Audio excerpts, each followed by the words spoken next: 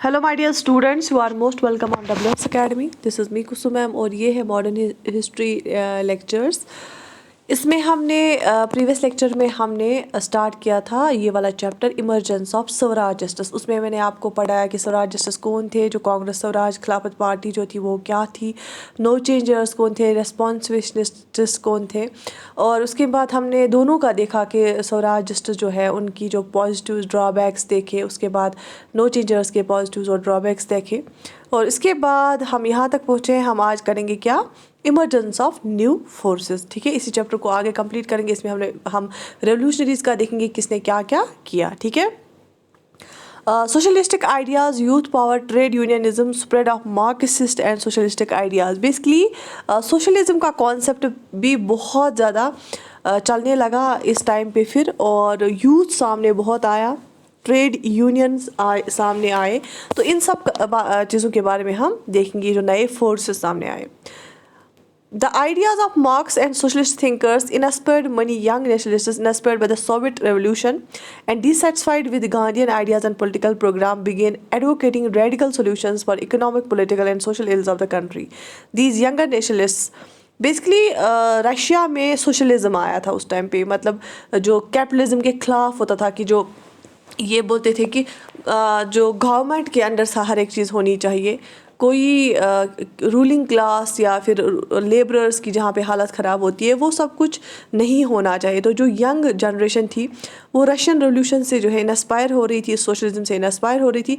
Even वो फिर बोलते थे कि जो गांधी जी के तरीके हैं आज़ादी लेने के वो सही नहीं है, हमें क्या करने चाहिए, हमें एक्सट्रीम एंड पे जाना चाहिए, हमें रेडिकल होना चाहिए। हमें, जैसे मैंने आपको बोला कि ये पहले हीरोइक एक्ट्स करते थे, मतलब कि बॉम्ब फेंकना, किसी को मारना, उनका मर्डर करना, वैसे हमें करना चाहिए। ये जो थे, these were critical of both Swarajists and no changer. जो ये रेवोल्यूशनरीज थे ना, ये दोनों को नहीं मानते थे, ना ही स्वराज जस्टिस को ना ही नो चेंजर्स। ये बोलते थे इनका जो तरीका है उससे कुछ नहीं होने वाला है। Advocated more consistent anti imperialistic line in the form of slogan of पूर्ण स्वराज। ये बोलते थे कि हमें क्या करना है, इसी एक स्लोगन पे रहना चाहिए, पूर्ण स्वराज, कि हमें कंप्लीट इंडिपेंडेंस चाहिए ब्रिटिशर्स से। ये कौन बोलते थे, ये नए यंगर जनरेशन जो कि सोशलिज्म से इंस्पायर हो गए थे, जो कि रशियन रेवोल्यूशन से इंस्पायर हो गए थे, जो कि रेवोल्यूशनरीज बन गए थे। तो ये बोलते थे कि हमें क्या करना चाहिए, कंप्लीट फ्रीडम लेनी चाहिए Britishers say, were influenced by an awareness trusted the need to combine nationalism and anti-imperialism with social justice and simultaneously raises the question of internal class operation by capitalist and landlords. Basically एक तो ये बोलते थे कि ना ही हमें सिर्फ Britishers से आज़ादी चाहिए, हमें किससे और आज़ादी चाहिए, जो कि एक्सप्लॉयटेशन हो रही है वर्कर्स की, मतलब जो फ्यूडलिस्ट्स होते हैं, जो लैंडलॉर्ड्स हैं, जिनकी ज़मीनें हैं और वहाँ पे लोग काम कर रहे हैं और उनकी हालत ख़राब है, जो कैपिटलिस्ट्स है, जो बड़े बड़े ताजर है, जो बड़े बड़े ज़मींदार है, बड़े बड़े ताजर है, बड़े बड़े इंडस्ट्रियलिस्ट है, उनसे हमें छुटकारा चाहिए। क्यों? क्योंकि उससे ये बोलते थे कि इस सिस्टम में क्या होता है, जो काम करने वाले होते हैं, जो लेबरर्स होते हैं, जो मजदूर लोग होते हैं, उनका एक्सप्लॉयटेशन हो रहा होता है। बेसिकली रशिया में भी सोशलिज्म का कॉन्सेप्ट आया था और उसमें भी कैपिटलिज्म को हटाया गया था। तो यही कॉन्सेप्ट यही आगे चला रहे थे। Communist party of India was formed in 1920 in Tashkent. आपको ये याद रखना है क्योंकि ये क्वेश्चन आता है। CPI कम्युनिस्ट पार्टी, क्योंकि कम्युनिज्म आया था रशिया में, सोशलिज्म के बाद फिर एक कम्युनिज्म आया कि वर्किंग क्लास ही चला रही थी हर एक चीज़। तो कम्युनिज्म आपको याद रखना है। कम्युनिस्ट पार्टी ऑफ इंडिया जो है ये बनी ताशकंद में। ताशकंद अभी शायद कैपिटल थी ये, वहाँ पे एक और कैपिटल भी फिर बनी थी, तो उज़्बेकिस्तान में ये जगह है ताशकंद। 1920 में कम्युनिस्ट पार्टी ऑफ इंडिया बनी, कहाँ पे, ताशकंद में, जो कि उज़्बेकिस्तान में एक जगह है। तो ये जो कम्युनिस्ट पार्टी ऑफ इंडिया है किसने बनाई थी, एमएन रॉय ने, अंबानी मुखर्जी ने and others after the second Congress of Comintern. M.N. Roy was also the first to be elected to the leadership of Comintern. तो ये जो कम्युनिस्ट्स की एक पार्टी थी ना, इन्होंने एक कम्युनिस्ट पार्टी ऑफ इंडिया बनाई। उसमें जो इंडियंस थे वो कौन कौन थे जो लीडर्स थे उसके, M.N. रॉय थे, अंबानी मुखर्जी थे। इन 1924 मनी कम्युनिस्ट जैसे 1924 में फिर क्या हुआ, बहुत सारे कम्युनिस्ट आए, उनमें से ऐसे Dange Muzaffar Ahmad, Shaukat Usmani, Nalini Gupta were jailed in the Kanpur Bolshevik conspiracy case. इनको जेल में डाला गया क्योंकि जो ये कम्युनिस्ट थे ना, ये भी ब्रिटिशर्स के खिलाफ कैसे लड़ रहे थे, ये बिल्कुल ये डाके डाल रहे थे, मर्डर कर रहे थे, इनका बॉम्ब फेंकते थे। तो ये जो एक ग्रुप था ना कम्युनिस्ट का 1924 में, इनको क्या किया है, जिसमें ऐसे दांगे मुजफ्फर अहमद, शौकत उस्मानी, नीलानी गुप्ता, इनको जेल भरा गया था। किसमें? कानपुर बोल्शेविक कॉन्स्पिरेसी केस में। आपको ये याद रखना है। 19 देखो, ये कुछ चीज़ें हैं जो आपको फैक्चुअल याद रखनी है और क्वेश्चंस यहाँ से आते हैं और बहुत सारे बच्चे इस पोर्शन को छोड़ देते हैं, थोड़ा सा ड्राई है। लेकिन इन 1925 उसके बाद एक और साल बाद क्या हुआ, 1925 में the Indian communist conference at Kanpur formalize the foundation of CPI, जो कम्युनिस्ट पार्टी ऑफ इंडिया है, इसको फाइनलाइज किया फिर 1925 में। किसने? इंडियन कम्युनिस्ट कॉन्फ्रेंस हुई कानपुर में, वहाँ पे।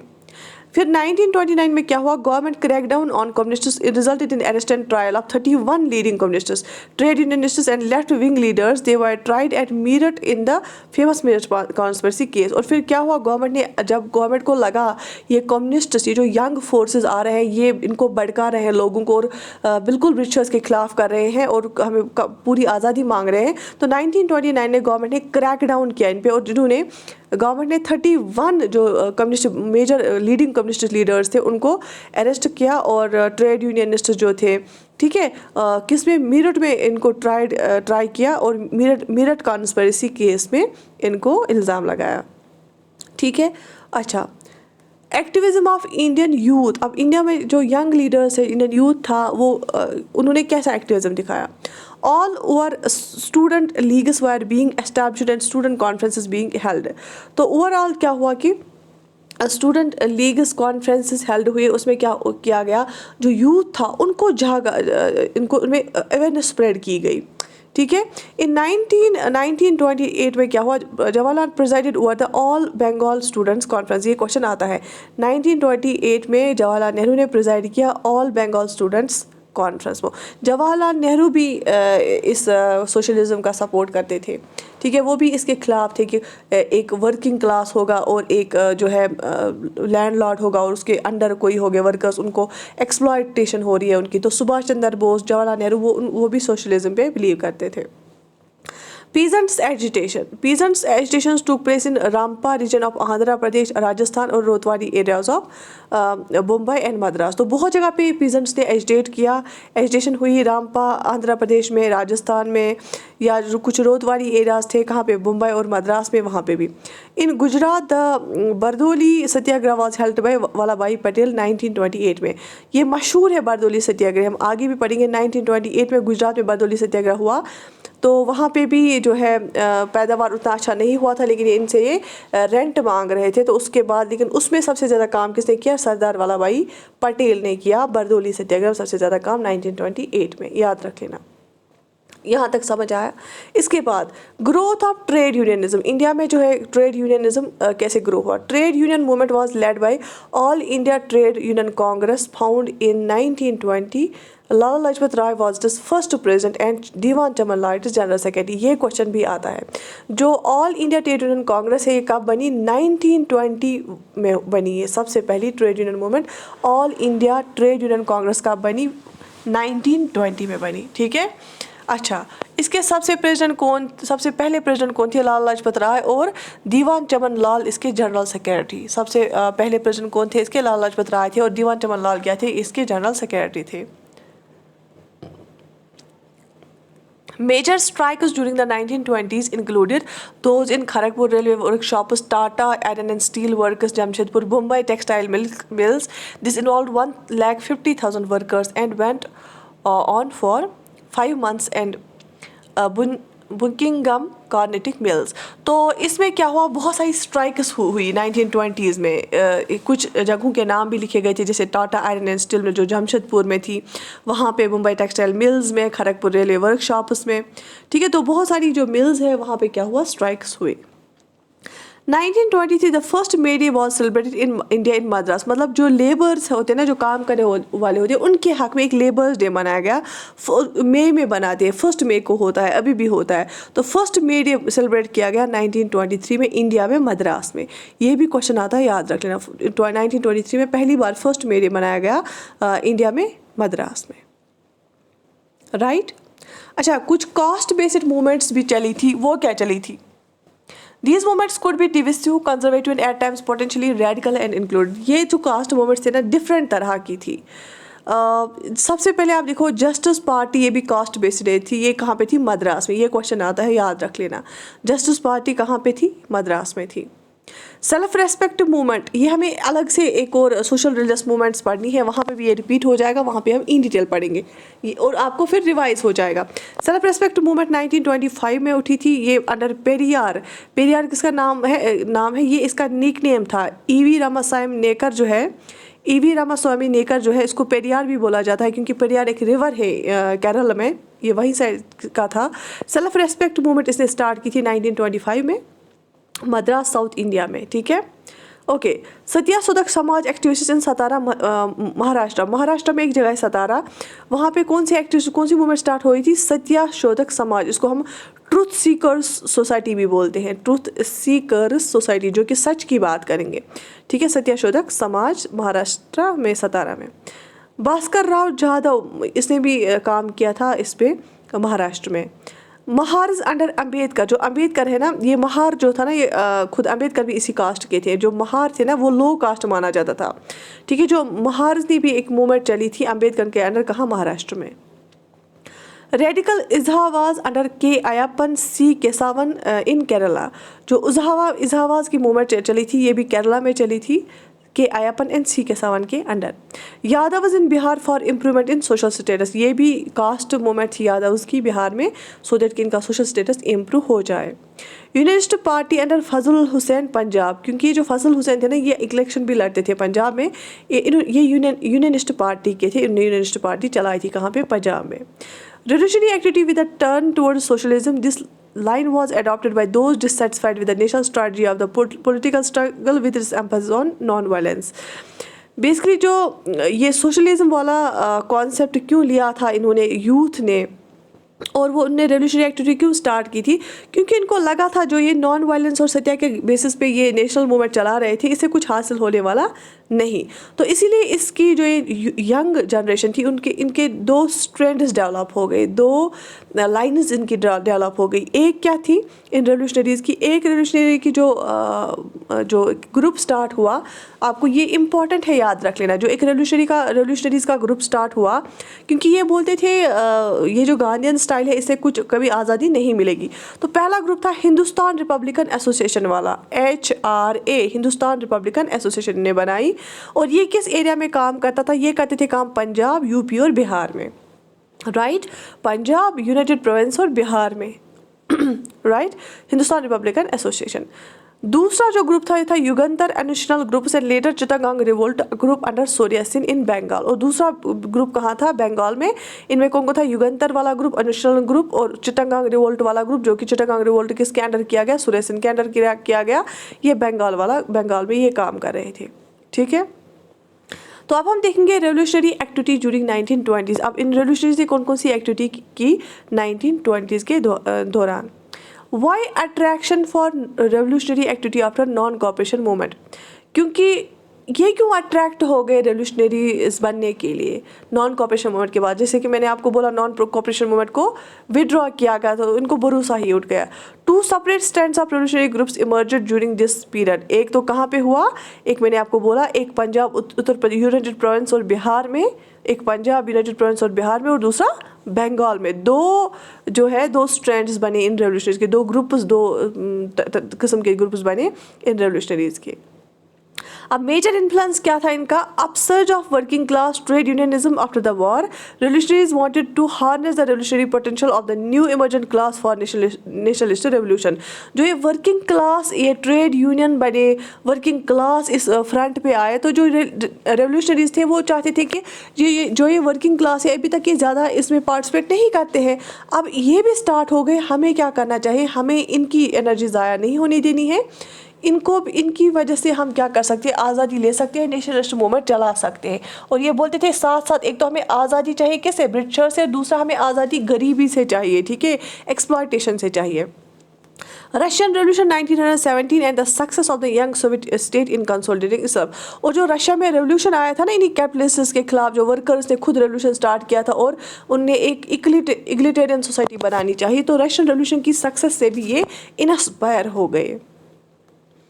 Newly sprouting communist groups with their emphasis on Marxism, socialism and proletariat। Basically जो ये नए नए कम्युनिस्ट ग्रुप्स बने थे ना, इनसे भी इनको देखकर भी इंस्पायर हो गए थे, क्योंकि ये क्या पोलिटरेट हो गया, वर्किंग क्लास। क्योंकि ये बोलते थे कि जो काम करने वाले लोग हैं ना, वो वही रूल करने चाहिए, अगर वो काम करते हैं उनको फ़ायदा भी मिलना चाहिए।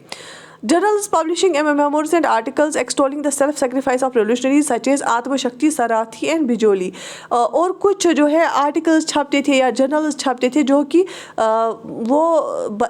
वो लिखते, उनमें ये लिखा जाता था कि जो रेवोल्यूशनरीज है वो कैसे खुद को सेक्रीफाइस करके देश के लिए जान दे के, देशवासियों के लिए जो है उनके लिए जो आज़ादी की जंग लड़ रहे हैं, तो उससे बाकी भी इंस्पायर हो रहे थे। उसमें आत्मशक्ति एक जर्नल था, सराठी था, बिजोली था, जिनमें ये लिखा जाता था और बाकी इंस्पायर होते थे।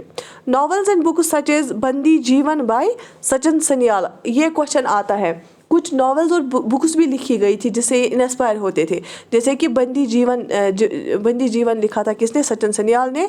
पत्थरदाह भी लिखा था किसने, सचिंद्र चटर्जी ने। Government ban only enhanced it's popularity. और जब गवर्नमेंट ने बैन किया इसको, सचिंद्र चटर्जी के पत्थरदाबी को, तो जब सबने सुना कि इसको बैन आया तो सबको क्यूरियोसिटी हुई उसको पढ़ने की, तो ये ज़्यादा ही पॉपुलर बन गया उससे, ठीक है। अब हम देखेंगे जो ये वाला ग्रुप था ना, पंजाब, यूनाइटेड प्रोविंस और बिहार वाला, इसने क्या क्या काम किए। Revolutionary activity in this region was dominated by Hindustan Republican Association, army और HRA जिसको बोला जाता है। और इसी HRA को लास्ट में नाम पड़ा HSRA। HS क्यों इसमें लगाया गया, हिंदुस्तान सोशलिस्टिक रिपब्लिकन एसोसिएशन इसको बनाया गया। तो ये कहाँ पे काम करता था, पंजाब, यूनाइटेड प्रोविंस और जो है बिहार वाले रीजन में। The HRA was founded in October 1924 in Kanpur. और जो HRA वाला हिंदुस्तान रिपब्लिकन एसोसिएशन बनी थी, ये कब बनी थी, अक्टूबर 1924 को बनी थी कानपुर में, राइट। काकोरी रॉबरी कब हुई थी, अगस्त 1925 में। The most important action of HRA was the Kakori robbery. Basically इन्होंने एक ट्रेन लूटी थी, ठीक है। तो ये किसने किया था, HRA वाले ग्रुप ने किया था काकोरी रॉबरी। कब की थी इन्होंने, 1925 में, अगस्त 1925 में, right. Men held up a down train at Kakori, an obscure village near the Lucknow, looted its official railway cash. तो इनने ऑफिशियल जो रेलवे कैश था वो लूटा था काकोरी में, इसलिए इसको काकोरी रॉबरी बोलते थे। 1925 अगस्त इन्होंने किया था। क्यों, क्योंकि ये कैश क्यों लूटते थे, क्योंकि यही कैश से वो फिर जो है आर्म्स और एमिनेशन लेते थे फॉरेन से फिर, और ट्रेनिंग भी देते थे अपने ग्रुप्स को। HSRA, इसी का नाम फिर HSRA banana. determined to overcome the Kakori setback, the younger revolutionaries inspired by socialist ideas set out to reorganize HRA at historic meeting in the ruins of Firoz Shah Kotla इन दिल्ली। जो ये HRA वाले हैं ना, इनको फिर बेन भी लगी, इनको अरेस्ट्स भी हुए जब उन्होंने काकोरी रॉबरी की। उसके बाद जो यंगर और उससे भी यंगर एलिमेंट्स थे, उससे भी यंगर लीडर्स आए, वो इंस्पायर हो गए थे वो भी सोशलिज्म से। तो फिर उनने इसकी बेन हटाने के लिए क्या किया, इसको फिर नया नाम दिया HSRA, Hindustan socialist Republican association. और कहाँ पे बना फिर ये HSRA, फिरोज शाह कोटला दिल्ली में, सितंबर 1928 में HSRA बना। कहाँ पे, फिरोज शाह कोटला दिल्ली, सितंबर 1928। शाबाश। सॉन्डर्स मर्डर लाहौर, जैसे मैंने आपको ये ऑलरेडी पढ़ाया है और लेकिन ये रिपीट हुआ यहाँ पे। सॉन्डर्स को मर्डर किया गया कहाँ पे, लाहौर में, December 28। द डेथ ऑफ शेर पंजाब। शेर पंजाब किसको बोला जाता है, ये भी आप याद रखो। शेर पंजाब लाला लाजपत राय को बोलते थे Sher Punjab. Due to lathis blows received during a lathi charge on anti Simon commission procession. Basically Lala Lajpat Rai क्या कर रहे थे, लाला लाजपत राय प्रोटेस्ट कर रहे थे सैमन कमीशन के खिलाफ। सैमन कमीशन क्या था वो हम अगले चैप्टर में पढ़ेंगे। लाला लाजपत राय प्रोटेस्ट कर रहे थे सैमन कमीशन के खिलाफ और इनको लाठी चार्ज किया गया और ये जख्मी हो गई, फिर उनकी डेथ हो गई। तो उनका नाम सॉन्डर्स था, तो उसको मारा गया, फिर उसका मर्डर किया गया, बदला ले लिया गया।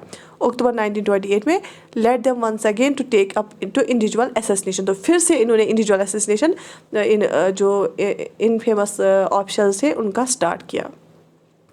अच्छा, एक और काम इनने क्या किया, bomb in central legislative assembly. इनने 1929 अप्रैल 1929 में क्या किया, सेंट्रल लेजिस्लेटिव असेंबली में बॉम्ब फेंका। किस किसने फेंका, Bhagat Singh, Bakhtiyar Dutt were asked to throw a bomb in the Central Legislative Assembly on April 8, 1929 to protest against the passage of the Public Safety Bill and the Trade Disputes Bill aimed at curtailing civil liberties of citizens in general and workers in particular। देखो, इन्होंने Britishers ने और दो bills लाई थी। एक लाई थी इन्हें public safety bill 1928, मैंने आपको बताया था कि स्वराज जस्टिस ने इसको पास नहीं होने दिया, और दूसरा लाया था इन्हें ट्रेड डिस्प्यूट्स बिल। ये क्या करना चाहती थी, ये फिर से लिबर्टी, जो सिटीजन्स के लिबर्टीज़ थे उनको कम करना चाहते थे। तो इन्होंने क्या किया, इस इन्हीं बिल्स की वजह से, इनके खिलाफ इन आवाज़ उठाने की वजह से इन्हें सेंट्रल लेजिस्लेटिव असेंबली में इन्हें बॉम्ब फेंका, भगत सिंह और बख्तियार दत्त ने।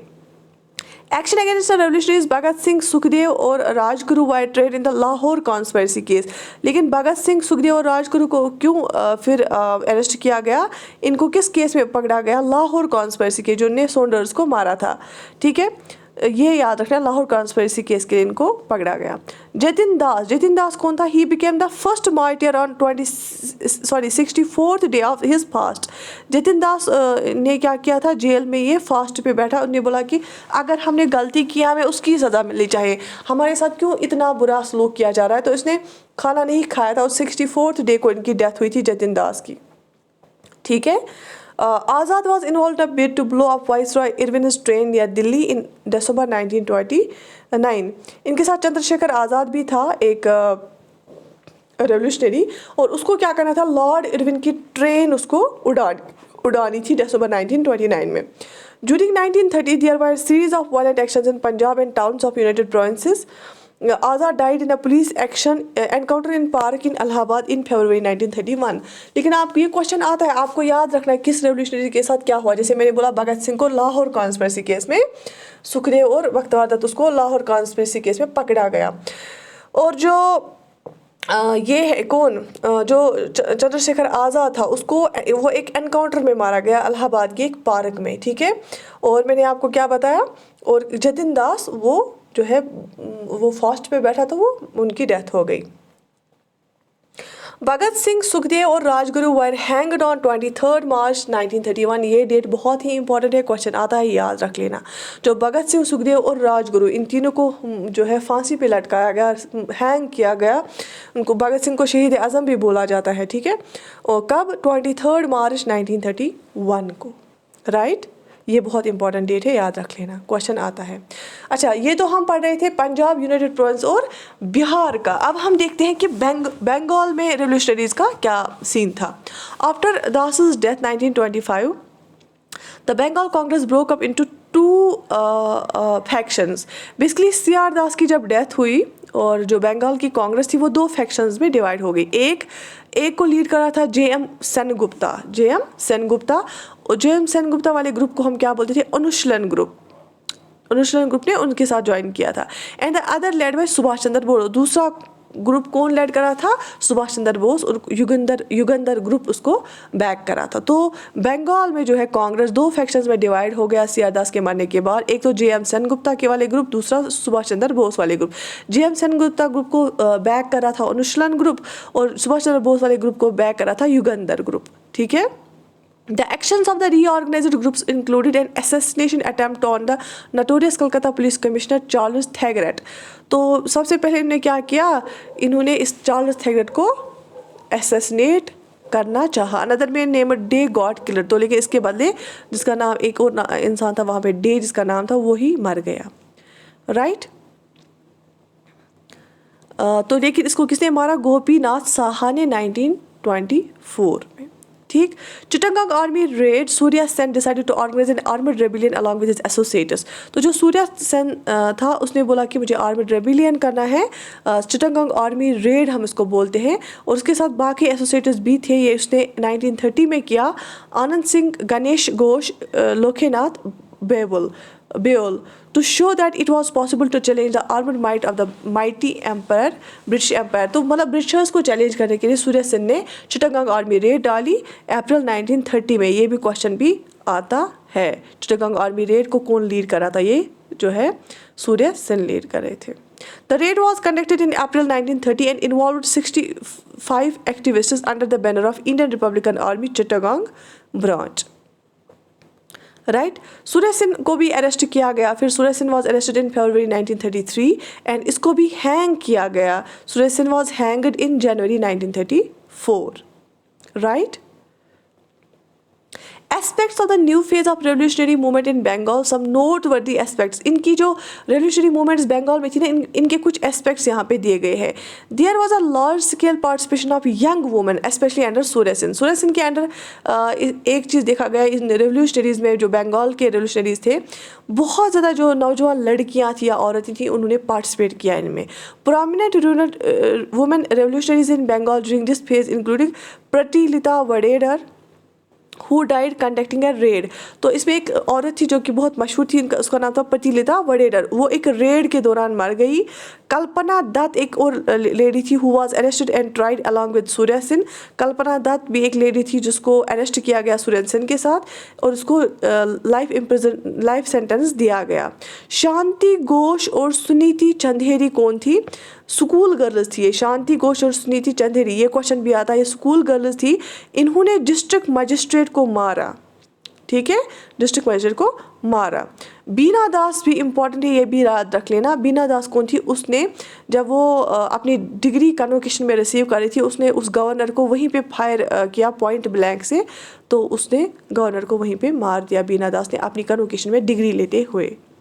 Right, there was an emphasis on group action aimed at organs of the colonial state instead of individual action. The objective was to set an example before the youth and demoralize the bureaucracy। अब उस वाले revolutionaries और इनमें क्या फ़र्क है? जो स्वदेशी वाले रेवोल्यूशनरीज थे वो हीरोइक एक्शन करते थे अकेले, लेकिन ये वाले रेवोल्यूशनरीज एक ग्रुप होके एक्शन करते थे। जैसे 2-3 गए और बॉम्ब फेंका, 2-3 गए किसी को मारा, तो ग्रुप एक्शन कर रहे थे। लेकिन इनका मोटिव क्या था? इनका मोटिव ये था कि यूथ के लिए एग्जाम्पल बनना और जो ब्यूरोक्रेसी है उनको डिमोरलाइज करना, वो काम छोड़ दे। ठीक है, सो दैट कि वो डर के मारे भाग जाए। Some of the earlier tendency towards Hindu religiosity was shed and there was no more rituals like oath taking and this facilitated participation by Muslims. लेकिन पहले रेवोल्यूशनरीज में क्या था? उनको थोड़ा सा हिंदू एंगल था, लेकिन अब जो रेवोल्यूशनरीज थे इनमें हिंदू एंगल कोई नहीं था। इनमें कोई ऐसा ये नहीं करते थे कोई ओथ टेकिंग सेरेमनी जिसमें कुछ हिंदू के कुछ रिलीजन के कुछ शब्द बोलने पड़े, तो मुस्लिम्स ने भी पार्टिसिपेट किया। Surya Sen had Muslims such as Sattar Mir Ahmad Fakir Ahmad मियाँ एंड तनु मियाँ इन दिस ग्रुप। तो सूर्य सेन के ग्रुप में बहुत सारे मुस्लिम थे, जैसे सतार मीर अहमद फ़कीर अहमद मियाँ और तनु मियाँ, ये सूर्य सेन के ग्रुप में थे मुस्लिम्स। ठीक है, तो ये जो दूसरा दौर वाला रेवोल्यूशनरी था ना 1920s वाला, तो इसमें मुस्लिम्स की पार्टिसिपेशन भी देखी गई। लेकिन इनके कुछ ड्रॉबैक्स भी थे इन रेवोल्यूशनरीज के। वो क्या थे? The movement retain some conservative elements. इनमें कुछ कंजर्वेटिव लोग भी जो है इस मूवमेंट में आ गए। It fail to evolve broader socio economic goals. लेकिन इसने जो मतलब ब्रॉडर पर्सपेक्टिव्स में ये नहीं आ सका, लिमिटेड ही एक्शन इन्होंने की और लिमिटेड ही सक्सेस पाई। Those working with Swarajist fail to support the cause of Muslim peasantry against the zamindars in Bengal. तो हमें देखा कि बंगाल में जो जमींदार पीजेंट्स थे वो उनको बोल रहे थे हमें स्वराजिस्ट को मदद करो, लेकिन स्वराजिस्ट ने उनकी मदद नहीं की। हमने इससे पहले भी देखा। अब ऑप्शनल रिएक्शन क्या थी? गवर्नमेंट की क्या रिएक्शन थी इनके और रेवोल्यूशनरीज के ओर? There was panic at first and then severe government repression. पहले तो गवर्नमेंट बहुत डर गई थी जब उन्हें बहुत सारे ऑप्शनल्स को मर्डर किया, उनको असैसिनेट किया, लेकिन फिर उन्हें बहुत ज़्यादा रिप्रेशन किया। Armed with 20 repressive acts the government let loose the police on the revolutionaries. और इन्होंने फिर 20 रिप्रेसिव एक्ट्स ऐसे लाए कि इन्हें बिल्कुल सिविल लिबर्टीज़ को करप्ट किया और इन्हें जो पुलिस थी उनको बहुत ज़्यादा पावर्स दिए। Ideological rethinking. A real breakthrough was made by Bhagat Singh and his comrades in terms of revolutionary ideology, forms of revolutionary struggle and the goals of revolution। अब आइडियोलॉजिकल रीथिंकिंग हम इसको क्यों बोलेंगे? क्योंकि जो भगत सिंह है उन्होंने बहुत सारे लोगों को इंस्पायर किया, उन्होंने अपना वे ही स्ट्रैटेजी ही चेंज की आज़ादी लेने की, है ना। Famous statement of the revolutionary position is contained in the book the philosophy of bomb written by Bhagwati Charan Vohra. तो एक इनकी जो एक फेमस स्टेटमेंट है ना इनका रेवोल्यूशनरीज का, स्पेशली भगत सिंह का, वो एक किताब में लिखा गया है, ये भी कभी आता है, फिलॉसफी ऑफ बम, उस किताब का नाम है द फिलॉसफी ऑफ बम। और ये किसने लिखी है? भगवत चित्रण वोहरा ने लिखी है the philosophy of bomb, by the masses for the masses. तो इन्होंने एक इसमें लिखा है, मतलब हमने जो भी किया रेवोल्यूशनरीज ने, हमने लोगों के लिए किया और लोगों ने ही वो किया, लोगों से ही हुआ और लोगों के लिए ही किया। क्यों? क्योंकि जो रेवोल्यूशनरी थे, जैसे भगत सिंह था, बख्तियार दत्त था, चंद्रशेखर आज़ाद था, वो हम में से ही थे, वो इंडियंस ही थे। और किन के लिए किया? इंडियंस के लिए ही किया था। This is why Bhagat Singh helped establish Punjab नौजवान भारत सभा। ये भी एक और पॉइंट यहाँ पे आ गया। पंजाब नौजवान भारत सभा कब बनी थी? 1926 में। और किसने हेल्प किया था इसको बनाने में? भगत सिंह ने, as an opening wing of revolutionaries to carry out political work. तो ये एक विंग रखी गई थी सो कि नए नए बच्चे जो नौजवान जुट जाए और पॉलिटिकल वर्क करें रेवोल्यूशनरीज के कहने पे। Redefining revolution. Revolution was no longer equated with militancy and violence. Its objective was to national liberation. और ये वाला revolution आया था, ये सिर्फ militancy और violence नहीं चाहते थे, हम violence create करेंगे, ये चाहते थे कि हम अपने देश को liberate करें, असल मीनिंग में liberate करें, ना सिर्फ ब्रिटिशर से liberate करें, लेकिन जो हमारी poverty है, जो हमारी casteism है, जो हिंदू मुस्लिम यहाँ पे होता है, उससे भी liberate करें। Bhagat Singh said in the court, revolution does not necessarily involve sanguinary strife, nor is there a place in it for personal Vedanta. It is not the cult of bomb and pistol. By revolution we mean the present order of things which is based on manifest injustice and must change. तो भगत सिंह ने court में बोला है कि जो हम revolution चाहते हैं वो कौन सा रेवोल्यूशन है? वो रेवोल्यूशन है कि इंसाफ हो यहाँ पे, ये इनजस्टिस हमें भगाना है, हमें चेंज लानी है अपनी सोसाइटी में। सिर्फ ये नहीं कि ब्रिटिशर्स को भगाना है, हमें अपनी सोसाइटी में भी चेंज लानी है, हमारे जितने भी सोशल एविलेंस है उनको भगाना है। He defined socialism scientifically as abolition of capitalism and class domination। तो उसने बोला सोशलिज्म क्या है बेसिकली, कि जब हम कैपिटलिज्म को ख़त्म करेंगे वही सोशलिज्म है, और क्लास डोमिनेशन को जब हम ख़त्म करेंगे। देखो क्या होता था, जो फ्यूडलिज्म लैंडलॉर्ड होता था ना, तो उसके ज़मीन पे बहुत सारे वर्कर्स काम करते थे, लेकिन ये जो लैंडलॉर्ड है ये इनको ज़्यादा पैसे नहीं देता था और इनकी जो हालत है उनको बहुत काम कराता था। तो इस चीज़ के खिलाफ था भगत सिंह। वैसे ही होते थे कैपिटलिज्म में, क्या एक ही इंडस्ट्री होती थी, वहाँ पे बच्चे बूढ़े जवान औरतें काम करती थी, लेकिन इनको ये ज़्यादा पैसे नहीं देते थे और काम बहुत करवाते थे। तो ये वाला क्लास सिस्टम जो है ख़त्म करना चाहता था भगत सिंह, राइट। तो this was all about the Swaraj, emergence of Swaraj, revolutionaries and other activities. मुझे उम्मीद है आपने जो ये मैंने आपको ये डिफरेंट ऑर्गेनाइजेशंस, उनके नाम, डिफरेंट ग्रुप्स, उनकी जो एक्टिविटीज़ वो पढ़ाई, वो आपको याद रही होंगी। बाकी I wish you all the best, take very good care of yourself. बाकी हम कंटिन्यू करेंगे नेक्स्ट लेक्चर में। Till then have a nice time. अल्लाह हाफिज़।